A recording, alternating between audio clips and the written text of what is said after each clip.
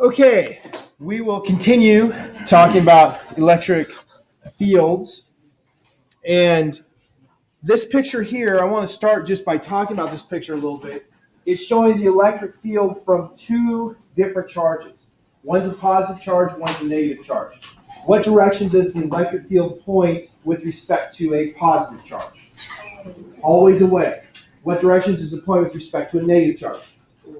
Always toward. What does the separation between the electric field lines tell you? The strength. So if they're closer together, is it stronger or weaker? Stronger. So if we look at the charges, if we have a plus 3 microcoulomb and a minus 2 microcoulomb, which one's going to have a stronger electric field at the same distance away? The plus 3, because the electric field equation for a point charge was kq over r squared. So bigger magnitude q means a bigger magnitude for the electric field. So that means for the same distance away, the one with plus 3 microcoulomb charge is going to have the lines closer together than the plus 2, which in a practical sense means to keep things consistent, I'm going to have more lines coming out of the 3 one than I have of the 2. And so you can see here they have 8 coming out of the 2. So that means 4 per microcoulomb. So that 4 per microcoulomb, how many need to come out of the 3? 12. 3 times the 4 is 12. And so that's how they came up with the number of lines coming out of each one. And then you have to add the vectors. And so I have, if I were to just draw the vectors for each one by itself, I would have straight lines, so I'd have a line going like this and a line going like this. Right, I'd have lines like that for one, and for the other I'd have lines like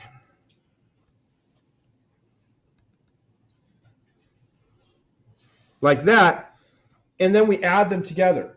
So if I take, for instance, right here, I have one electric field line that's going like this. Well, excuse me. One electric field line that's going, I should have drawn my directions on them because it's an important aspect of this. One that's going like this, and one that's going like, didn't change color. Undo sesame. I swear I am hitting the undo button. There, finally undid everything. I drew the blue one backward now. Can somebody shoot me? Okay, don't take that seriously. Well, I was just doing what he asked. Let's see how that's a problem. Okay, so I have 2 vectors now that I'm going to add, one that's going like this and one that's going like this. If I add those together, what do I get?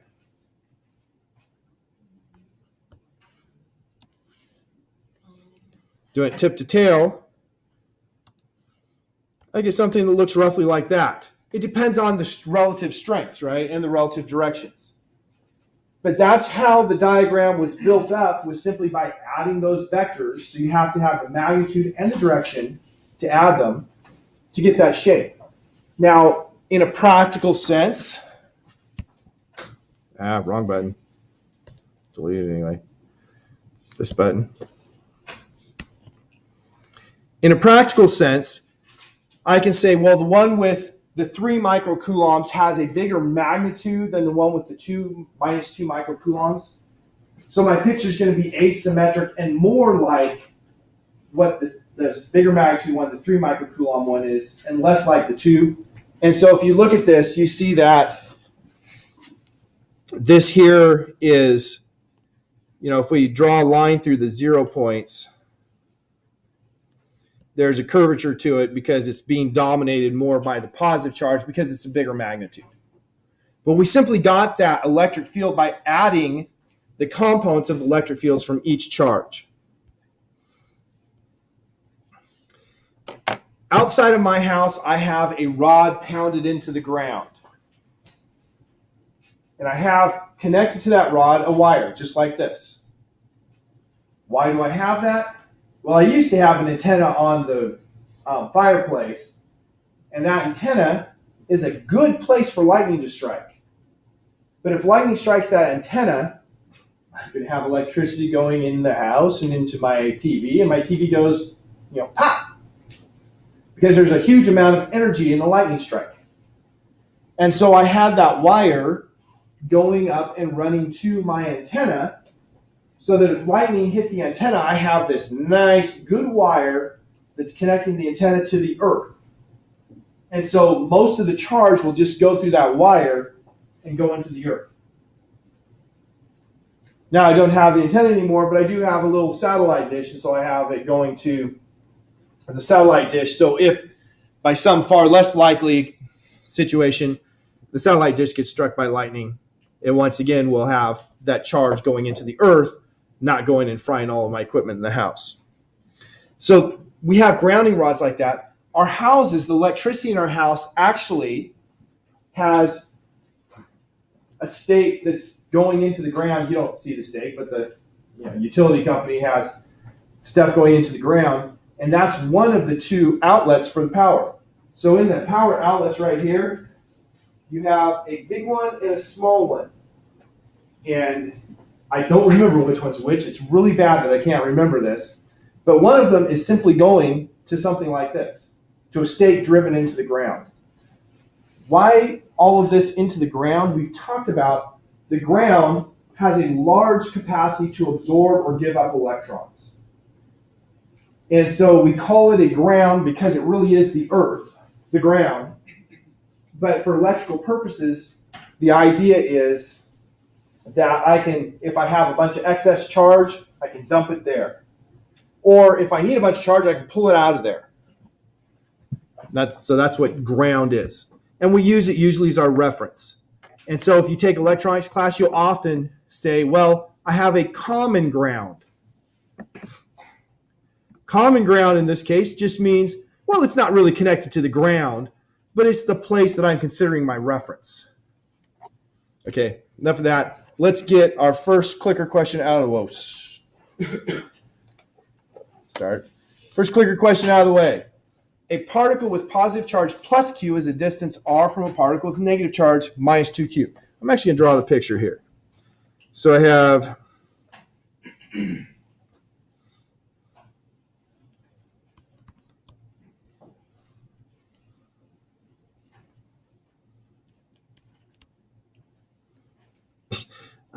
you're all going to answer before I get a competent picture here.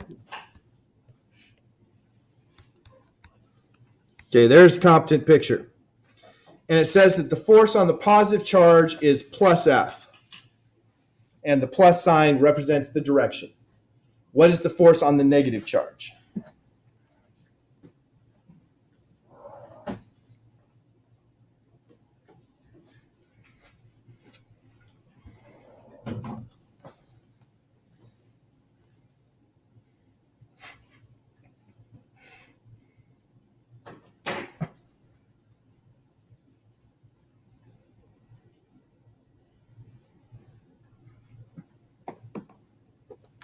Okay. Pretty much everybody's answered. Well, 19 people have answered, one hasn't. It's PHYS. PHYS.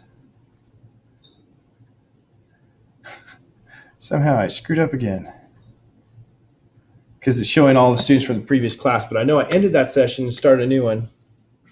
Let's see. You getting there, Jerry? Yep. We have 20 answers now. We have one person that keeps continually answering. Okay, so the answers we got were 1, 0, 0, 12, and 7. So I would like Megan to explain to the class what the correct answer is and why she answered that. Well, I chose negative 2F because if the positive charge is exerting like plus F, then the negative one, which is negative 2Q, would be actually negative 2F on the positive.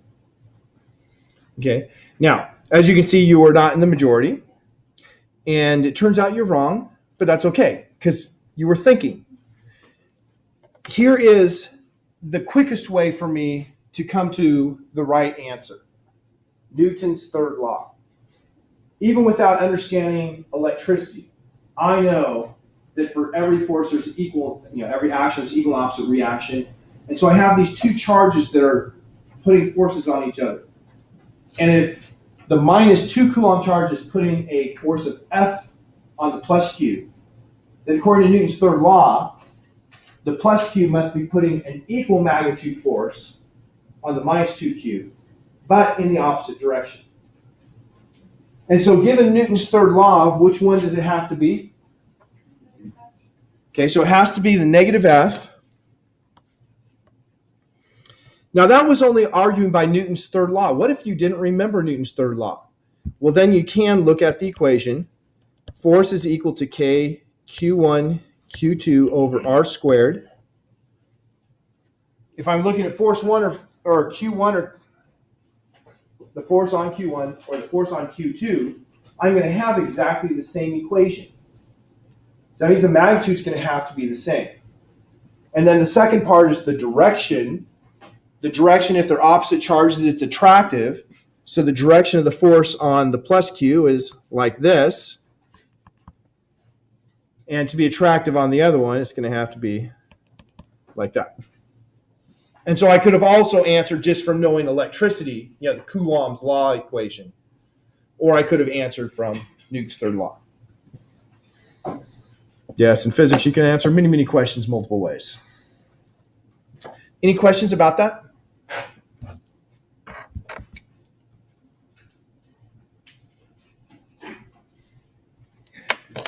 Okay. Oh boy, that's not the question. I add an extra question on the computer. How do electric fields add?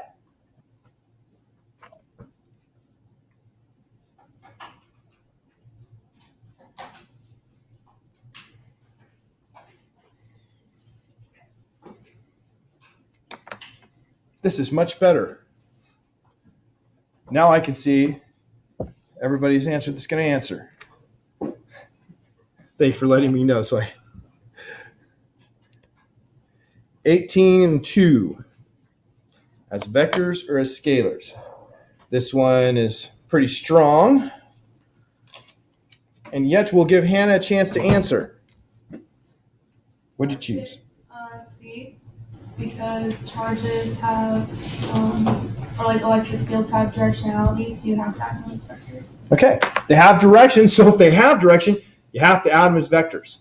We will learn next week about voltage, and it turns out we can do most of what we do with electric fields with voltage. But voltage is a scalar, which means you can add them easily.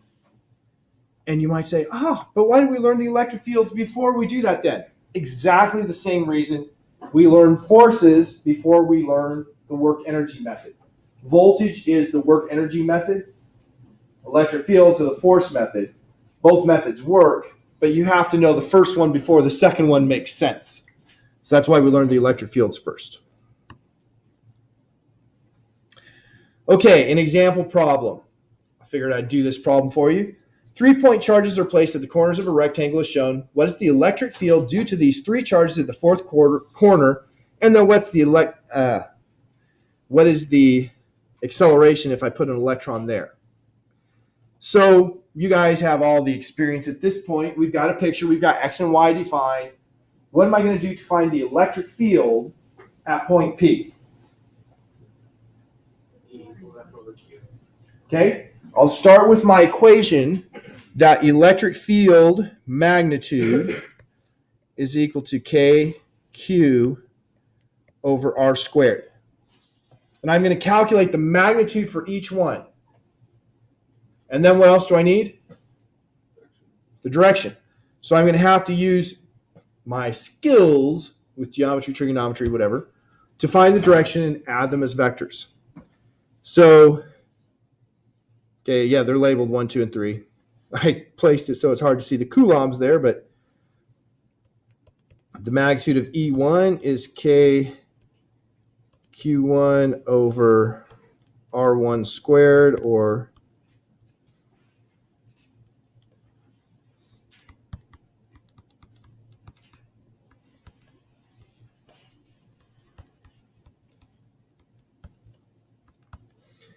and I'm just going to keep K as K the whole way through. It's a lot less writing. So will somebody, did you have a question, Jordan? Would it be 0.50? Yeah, it would be. It would be actually, no, it's 40 because Q1 is 40. No, for the radius. Oh, yes, that is. Yes, thank you. Okay, now that we have the right numbers, can somebody take 4 times 10 to the minus 6 and multiply it by 4?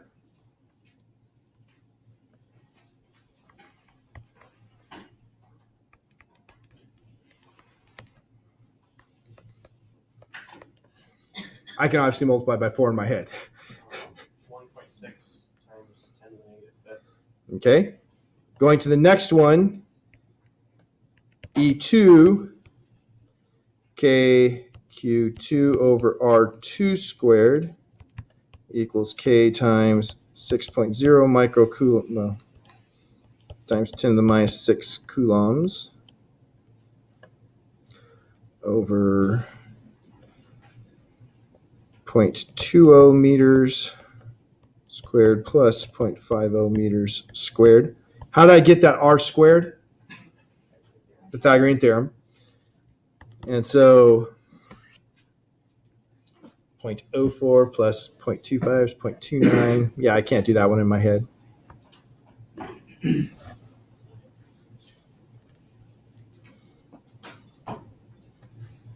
Yes? Don't you still need a square root and then square root? No, because it's squared. R squared is, It's 2.07 times 10 to the negative fifth. and then my last one,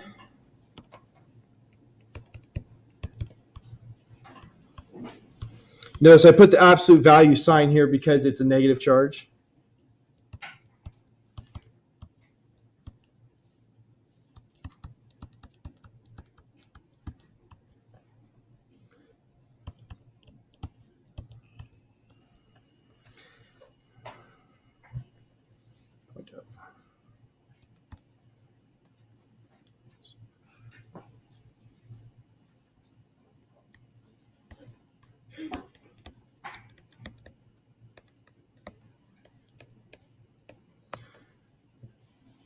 Assuming I could do math in my head. 1/5 squared is 1/25. 25 times 1 is 25. It's the way my math worked anyway. Okay, so I have the magnitudes. Now I need to add them as components for the vectors. So I'm going to draw the directions. What direction is the electric field at point P due to, since I'm in, well, let's change. What direction is the electric field at point P due to charge Q1? Which direction? Pointing towards Q1. Away from. Always pointing away from a positive charge. So I have E1 is going like that. What direction is E2 pointing? Up and to the left, so it's going like, that's supposed to be a straight line going like that. So that's E2. And what direction is E3 pointing? It's going straight down because it's going into the negative charge.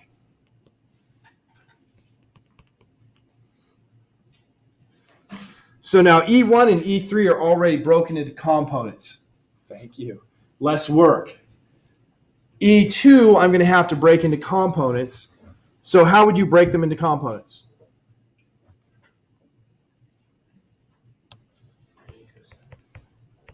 Okay, so E2 vector is going to be minus E2, and let's call this angle theta, cosine theta in the x direction, plus E2 sine theta in the y direction. Everybody understands those aspects? Because if you don't, you got to let me know, because I at this point go faster than I did when we first learned things. Looking at my triangle, cosine of theta is adjacent, 0.50 meters, over the hypotenuse, which is 0.29, well, square root of 0.29 meters squared, right? Because I can do 0.5 squared is 0.25, and 0.2 squared is 0.04. 0.25 and 0.04 is 0.29, but I can't do the square root part in my head.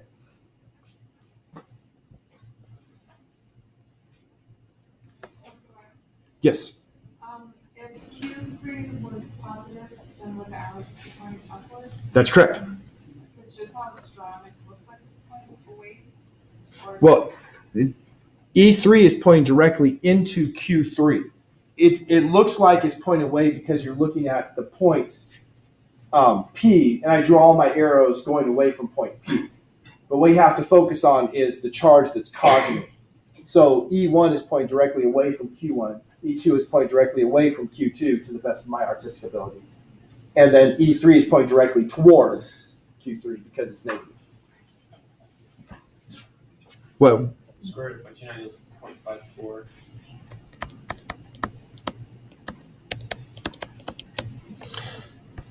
and sine of theta will be the opposite side, 0.20 meters, over that same 0.54 meters. And so now I can put in the numbers, equals minus E2 was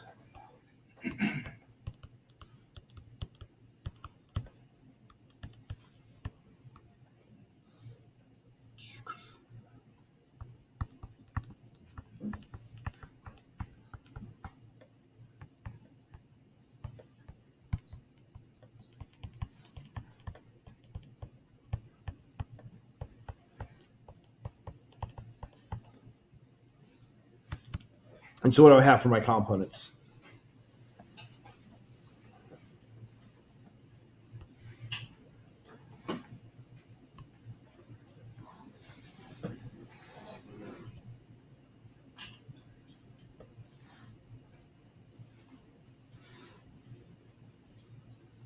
Nope, it's going to be 1 point something. For the y component, it's k times 7.69 times 10 to the negative 6. It's 7 point what? 7.69 times 10 to the negative 6.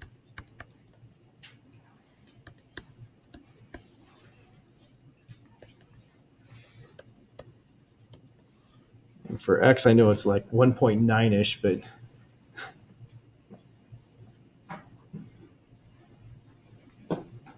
Yeah, 1.92 times 10 to the negative 5.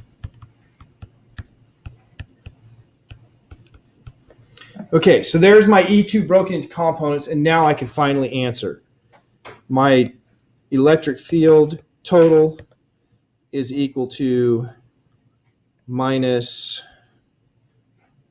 well, I'm going to put K out front, minus 1.6 times 10 to the minus,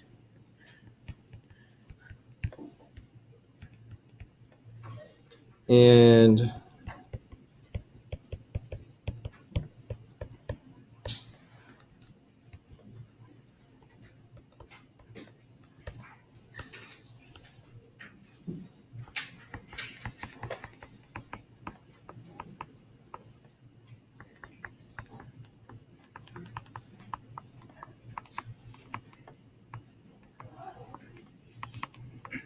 so there I have the components. And if we add them together, minus, yes, Isn't the 1.6 a positive? there's a minus sign. It's going to the left, so that's negative. Megan? And you chose the x and y direction like by choosing like regular expression. I chose them because they're identified here in the picture. Oh, okay. I didn't see that. Because that you always have to start with that.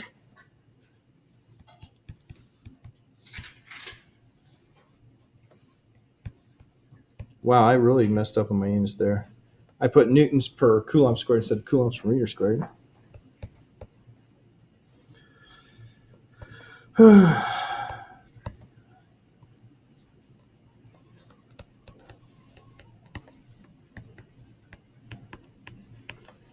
So there's my electric field at that point.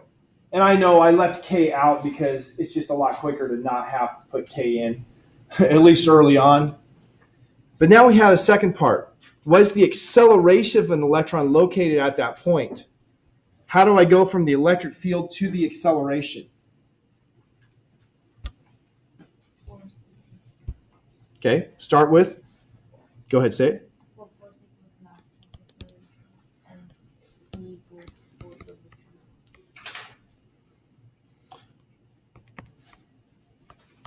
Okay, the net force is mass times acceleration, but it's also equal to the charge multiplied by the electric field. First time I've had to say this, an electron has a mass, and so there's going to be a force of gravity on it, right? But the force of gravity is really small on it compared to the force of any reasonable electric field. And so we simply ignore the gravity.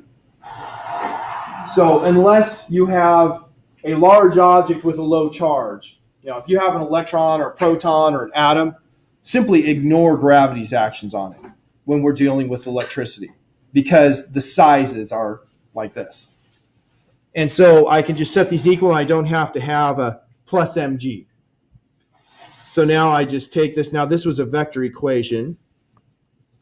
And so that means that A vector is equal to Q electric field vector over M. Q for an electron, is that a positive or negative number? Negative. So this is going to be equal to negative the charge of an electron times the electric field over the mass of the electron. And then you would put in numbers. Now, because of time, I'm not going to go ahead and do this last calculation, but you can see once you found that electric field, it was really easy to find the acceleration that's caused. And that's why we use electric fields to direct electrons in the cathode ray tube televisions. This here is to illustrate how you actually combine the electric field. So it's showing electric field from a negative charge to a positive charge, the directions therein. And if I was going to draw the combined electric fields, well, these here are going the same direction, so that I can just put straight across. This one has an upward component, that has a downward component, so that's going to cause some curvature. And these will have more. And so it's not hard to put together what it's going to look like. So the electric field in between is going like that, going from the positive toward the negative, in line with our rules. So this is just giving us rules for sketching. In your homework, well, it's the homework that's due today. You have some aspects of this, identify what direction, which figure looks right. And one of the first things to do is that counting the lines, right? You have like, if this has this charge and this has this charge, which ones have the right picture. Counting the lines and noting the arrow directions is how you answer those. And so your rules here, electric field lines they start only on positive charges and end only on negative charges. They can also start and end at infinity, but they can't just start or end somewhere in the middle. They either start or end at infinity or charges. The number of lines starting on a positive charge or negative charge is proportional to the magnitude of the charge. Why is this not possible? I know there's words on there. I'm not going to read them. I don't care what they say. Why is it not possible for electric field lines to cross?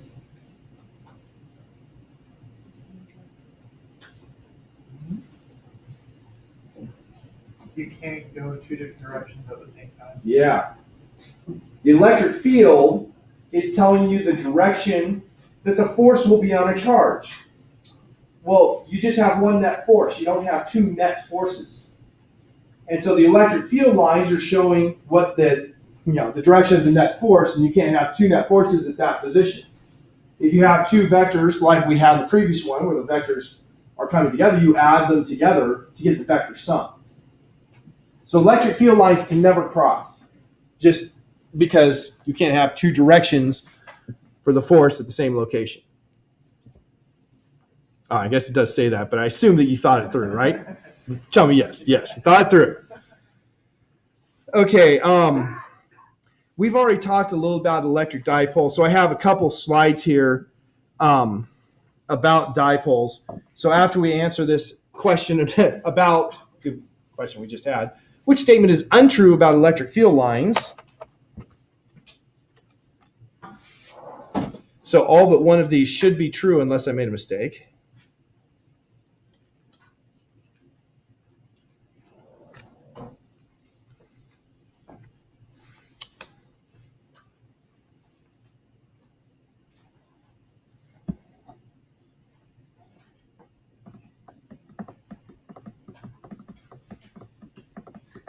And I'm willing for people to argue that there are two of them. I should have used an additional word in one of them to make it clear.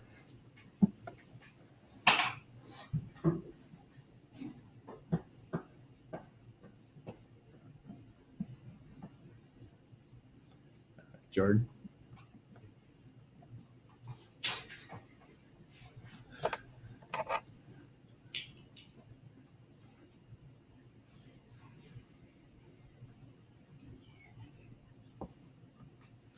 Okay, this was not a clear winner. So let's see how Larissa answered. I said C, Okay. and I kind of used the process of elimination, but I was kind of confused about the untrue. But I know that B is true. Okay, electric field lines cannot cross. You know it's true. That's what we just had. Good. And then, I don't know, I just thought C was the only one untrue. Okay, so let's look at C. Separation between electric field lines is proportional to the magnitude of the electric field. What did I say about those lines? When is it a stronger electric field? When they're closer. So I really should have had the word inversely here to make it correct. So that is an answer that gets points because I was missing that word. I intended for this one to be correct because it does change with it, but I use the word proportional and it's inversely proportional. Okay, so then if that one was supposed to have been true, what does that leave for the one that was supposed to have been in error? A, the electric field lines indicate the direction of the force on a negative charge. What do they indicate? Positive. That's the one I intended to be incorrect. So either one of these was a correct answer because I made a mistake. So let's look at the last one. The number of electric field lines leaving an object is proportional to the charge. That's true. That was our statement right here. The number of lines is proportional to the magnitude of the charge.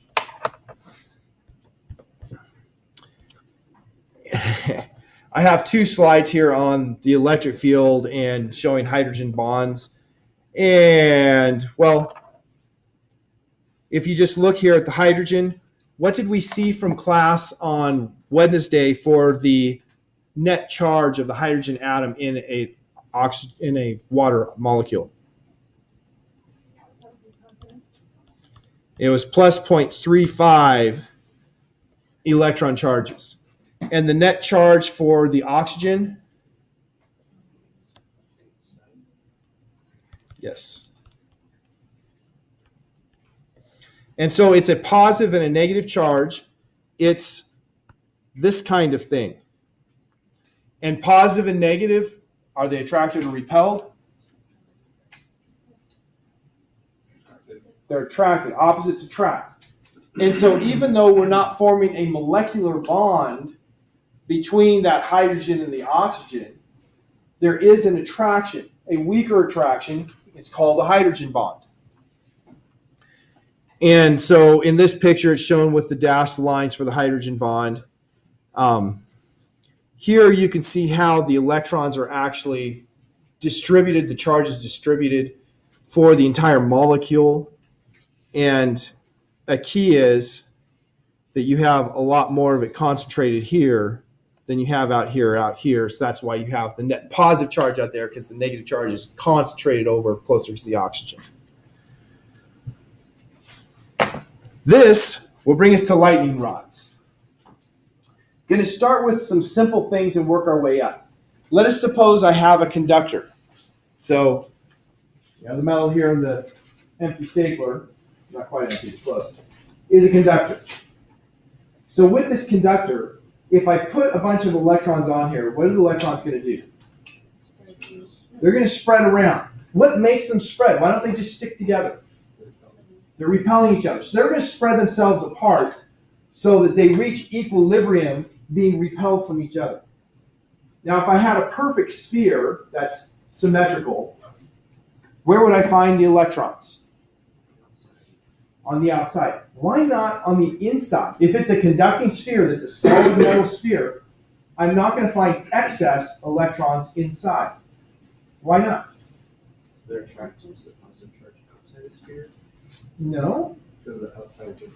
Let her answer first. First. Can you do that?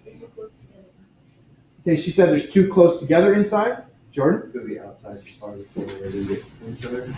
The outside what? The outside is the farthest point away they can get away from each other. Okay, the outside is the farthest point they can get away from each other. That's getting better. Here's some fun things about conductors. First, inside of a conductor, the charge is going to move around until you reach equilibrium. When you reach equilibrium, because there is some resistance to motion, your excess charge would be essentially stationary, right? It has no excess, no net force acting on it if it's in equilibrium, right? It can't be moving. It has to have no net force. So once you reach equilibrium, a charge in the center has no net force. But if it has no net force, what does that mean about the electric field? It has to have zero electric field. So inside of a conductor, you're going to have zero electric field, or charges in there would feel a net force to move them until you reach equilibrium. So inside of a conductor, you always have the electric field is zero. And so to accommodate that electric field being zero, it turns out you have to be electrically neutral. You have to have as much positive charge as negative charge inside of the conductor. So the charge is just neutral. You have the same number of electrons as you have protons inside the conductor. No excess electrons. We tend to say no electrons, but we're forgetting there has to be some electrons because of the protons. But there's no excess electrons. So all the excess electrons have to end up on the exterior to reach the condition of zero electric field. Yeah. So what happens if the electron tries to go into the center? Then it would make it so the electric field is not zero, and that electric field not being zero would put a force on it to make it move until it got back. So we're going to have electric field is zero, no excess charge inside, and actually we'll see Gauss's law to help us understand that in just a minute. Yeah, we're going to have time to get to it, I think. And so the excess charge is all going to be on the outside, whether it's positively charged or negatively charged. If it's negatively charged, it's easy. The excess electrons on the outside. If it's positively charged, the missing electrons are all on the outside. So the outside is the only place that's missing electrons. Now, if I have a shell, this here, you can't tell if it's a shell or if it's solid. If I have a shell or solid, it's going to be the same thing. The charge is going to be on the outside, and the charge will move around until you reach equilibrium. But in this case, on the surface, the charges could move horizontally on the surface, but they can't move off the surface, right? They're bound to the metal. In a metal, the electrons are fairly free to move anywhere as long as they stay in the metal. And so to reach equilibrium, the electric field always has to point directly in or out, what we call the normal direction, to the surface. So the electric field lines are always pointing in or out. If you look at the picture on the right, it shows an example of what if. What if you had it so the net force on an electron at that point was the direction shown. Well, I can break it into components, and I would have one component that's pointing like this and doing nothing, but this other component is going to make the electron move. And so it's not going to be an equilibrium in that situation. The only way it can be in equilibrium is if the electric field lines are normal to the surface, trying to either push the electrons in or pull them out. And so there's another rule. Electric field lines always have to be normal to a conductor surface. And in order to get the electric field lines normal to the conductor surface, we have to have a stronger charge concentration when we have more curvature. And so this brings us to something important. The sharper the curvature, the stronger the charge density to give you the bigger change in electric field, because it's got to be changing directions as you go around. So if I have something like this egg-shaped conductor, I'm going to have more charge at the sharp end than I have at the blunt end.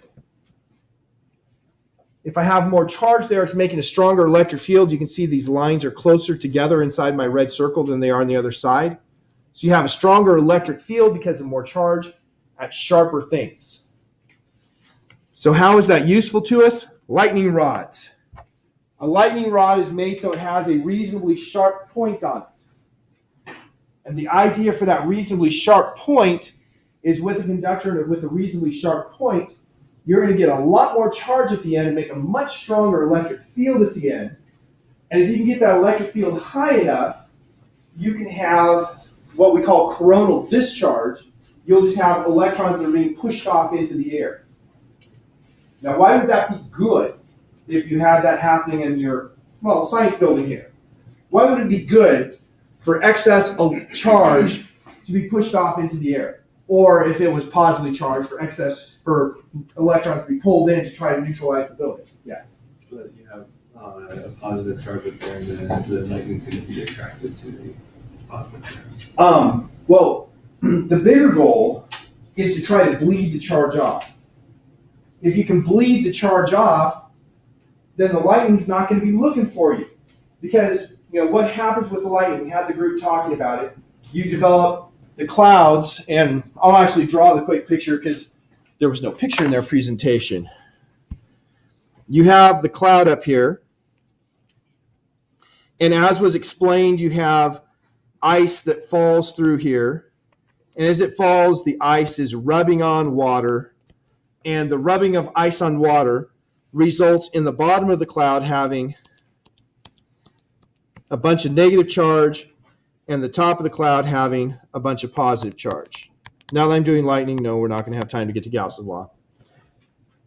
And so then on the Earth down below, so here's our surface of the Earth, because of this negative charge at the bottom of the cloud, that's going to be attracting or pushing away electrons. So the surface of the Earth is going to be positive. And then down deeper in the Earth, we'll have the electrons that were pushed away. So now you have negative charge in the cloud, positive down below. And the cloud, because it has so much excess charge, it's going to send out little feelers until something gets close enough to the Earth and something on the Earth says, I've got the other kind of charge, and they connect. And when they connect, then you have a conducting pathway because these are charges, right? And when you have that conducting pathway, then suddenly you have a huge amount of charge that goes down. And so when lightning happens, if you watch it in slow motion, you see those little feeler things just moving around, and all of a sudden you see really bright, like 2 or 3 lightning strikes all in the same path because you've established a connection now. It's like you put a wire now and charge can pass between the two. And so then you have enormous amounts of charge passing. So what you want to avoid on Earth is making this thing here that can be the terminus for the lightning and make it go zappy, zappy. And so if you bleed off the charge, you won't build up the high concentration that can make that happen. So that's the ultimate goal in the lightning rod, is to bleed off the charge so there is no lightning strike. But then there is a secondary effect. If you have a lightning strike to the science building, it's going to be more likely to strike that lightning rod because it has a strong electric field than striking anywhere else. And that lightning rod, just like in my house, my antenna, is grounded so that the energy would go through there instead of going through the building, causing all kinds of problems. Everybody understand lightning? Mahala. So we said that that to make a good conductor, it doesn't have an electric field. The electric field is zero for a good conductor. Inside? Yeah. Yes. Okay, so when you have a pointed rod like that, Mhm. even if we don't get charged, is it still considered a conductor because it has a? So inside of the rod, the electric field will be zero. Outside, it's not.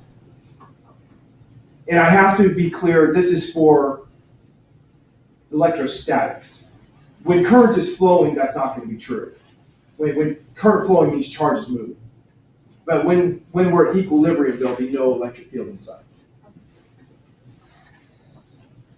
Okay, so with all this in mind, why do you suppose that you had the crouch down, get into the fetal position if lightning is in your vicinity?